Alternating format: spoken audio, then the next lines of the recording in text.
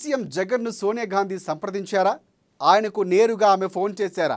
India కూటమికి మద్దతుగా నిలపాలని కోరారా? షర్మిలాను కాదని జగన్ని సోనియా ఎలా సంప్రదిస్తారు?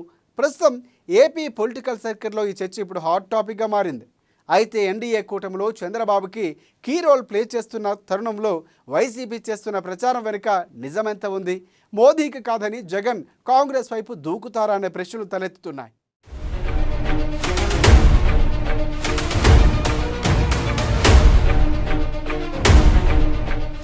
జగన్కి సోనియా ఫోన్ చేశారని ప్రచారం.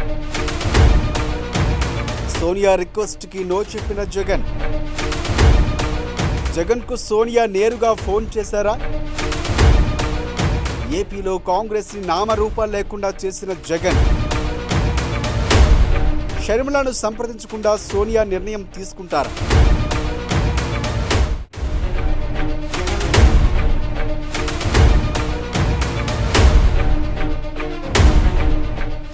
జాతీయ స్థాయిలో ఈసారి ఎన్డీఏ కూటమి కూడా పుంజుకుంది. మ్యాజిక్ ఫిగర్కు చేరువలో నిలిచింది. దీంతో ఎలాగైనా బీజేపీకి అడ్డుకట్ట వేయాలని కాంగ్రెస్ పార్టీ భావిస్తుంది. అందుకే చంద్రబాబుతో పాటు నితీష్ కుమార్కు సైతం కాంగ్రెస్ పార్టీ ఆశ్రయించిందని తెలుస్తోంది. అయితే ఇద్దరు నేతలు ఎన్డీఏ వైపు మొగ్గు చూపించారు. దీంతో దేశవ్యాప్తంగా ఉన్న చిన్నా చితక పార్టీల మద్దతుతో కేంద్రంలో అధికారం చేపట్టాలని ఇండియా కూటమి భావించింది.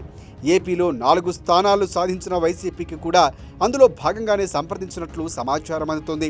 నేరుగా సోనియా గాంధీ సైతం జగన్కు ఫోన్ చేసినట్లు ప్రచారం జరుగుతుంది. అయితే దీనిపై జగన్ సున్నితంగా తిరస్కరించినట్లు తెలుస్తోంది.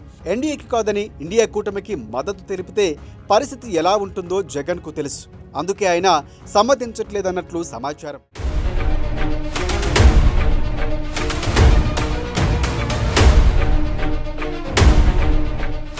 అయితే జగన్కు నేరుగా సోనియా గాంధీ ఫోన్ చేసే అవకాశం ఉందా అన్న అనుమానాలు కూడా ఉన్నాయి. ఏపీలో కాంగ్రెస్ పార్టీని నామరూపాలు లేకుండా చేయటంలో జగన్ సక్సెస్ అయ్యారు. కాంగ్రెస్ను విభేదించి సొంత పార్టీని ఏర్పాటు చేసుకున్నారు. ఈ విషయంలో సోనియా గాంధీ ఆగ్రహంగా ఉండేవారు.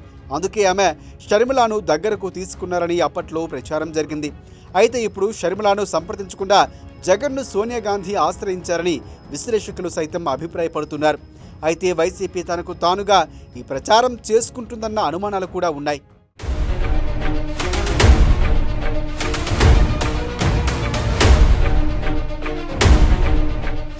ఎన్డీఏలో చంద్రబాబు కీలకంగా మారటంతో ఇండియా కూటమి వైపు వైసీపీ వెళ్తుందన్న చర్చకు దారితీయాలన్నదే జగన్ లక్ష్యంగా కనిపిస్తోంది.